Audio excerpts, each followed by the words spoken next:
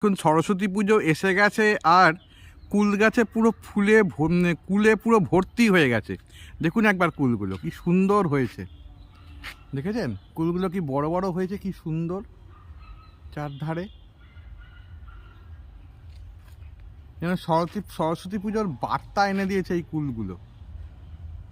দেখুন একবার কুলগুলো কি বড় বড় সুন্দর হয়েছে, চারধারে ভরে রয়েছে কুলগুলো, দেখেছেন? দেখুন একবার চারদিকে শুধু কুলে শুধু ভরা। দেখুন কুলগুলো একবার কত বড় বড় সুন্দর কুল হয়েছে। যদি আপনারা কে কে কুল খেতে ভালোবাসেন, সরস্বতী পুজোর পরে কে কে কুল খান, যদি একবার জানান, কমেন্টের মাধ্যমে জানাবেন। যদি ভালো লেগে থাকে তাহলে লাইক করবেন।